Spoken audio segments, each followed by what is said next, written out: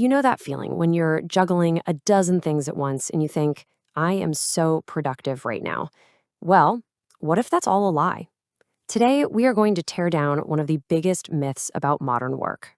Let's meet Rachel. Her personal mantra is something I bet you've told yourself 1,000 times. I just need to focus harder. Like so many of us, she believed the secret to getting ahead was just to do more, faster. And really, that's not just Rachel's mantra, is it? It's kind of the mantra of our entire modern world. It's this unspoken rule that if you're not constantly connected, constantly juggling, you're somehow falling behind. But here's the question that's going to drive everything we talk about today. What if that core belief is just wrong? What if trying to do it all is the very thing that's breaking our focus, our work, and maybe even our relationships? Okay, so to really get this, let's dive into Rachel's story, because her experience is a perfect example of this, let's call it the productivity illusion. Take a look at this. Does this screen give you a little bit of anxiety? Because it should. This is Rachel's world. You've got chat windows pinging, an inbox that's basically a black hole, a meeting just around the corner, and that one big, important project just sitting there, unfinished. It's a classic case of being paralyzed by overwhelm. You just can't live like this forever, right? Something's got to give. And for Rachel, it did. She hit a breaking point, one that was super public and frankly pretty embarrassing. Ugh, this is painful. Picture it. You're in the big meeting, all eyes are on you, someone asks for your take on the key points, and you've got nothing. Your mind is a complete blank. That was Rachel's moment. She was there in the room, but her brain was scattered across a dozen other urgent things. She was everywhere and nowhere all at once. And you know, this kind of thing, it doesn't just stay at the office. It bleeds into your personal life. At home, she gets hit with that devastating line from her partner. You're never really listening. The ghost of all her unfinished work was sitting right there at the dinner table with them. So what is going on here? What's happening inside our skulls that makes everything fall apart like this? Let's get into the science. Okay, this is the big one. This is the crucial point. We call it multitasking, but that's not what's actually happening. Our brains literally cannot focus on two complex things at the same time. What they're really doing is something called task switching. It's not your brain running two programs at once. It's your brain frantically jumping back and forth between them. And all that jumping around, it has a massive cost. We're talking a productivity drop of up to 40%. Let that sink in for a second. The very thing we do to get more done actually makes us almost half as effective. It's kind of nuts when you think about it. All right, if that last number didn't get you, this one will. That quick check of your email, that one little notification you just glanced at, it's not a 10-second detour.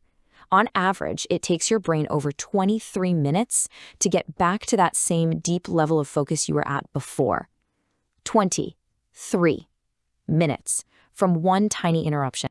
But you know, it's not just about lost time or getting less done. There are these deeper, hidden costs. It's like a ghost in the machine, messing with our memory and our ability to just be present.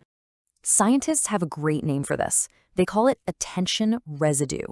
It's like when you switch from writing that report to answering a quick text, you leave a little piece of your brain behind, still thinking about the report. So you're never fully there with the new task.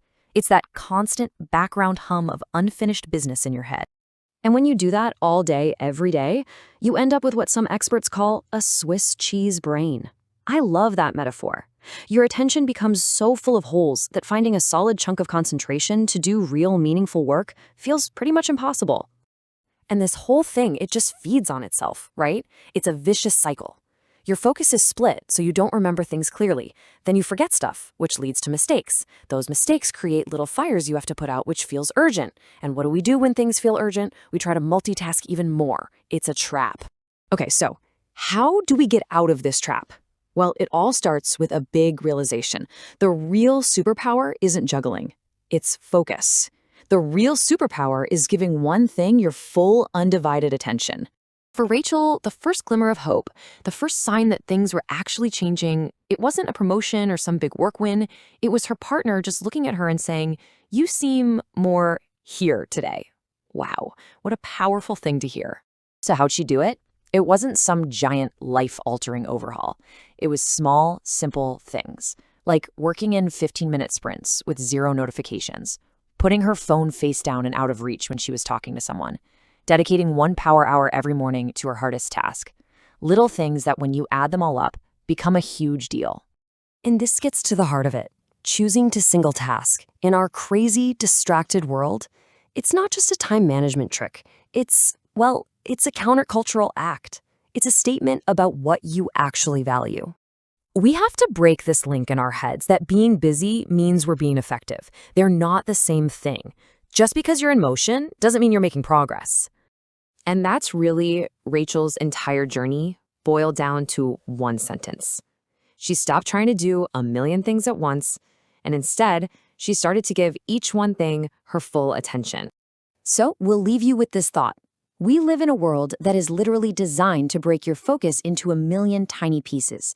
Every app, every website is fighting for a slice of your attention. In a world like that, the most important question you can ask yourself is, what is my attention actually worth?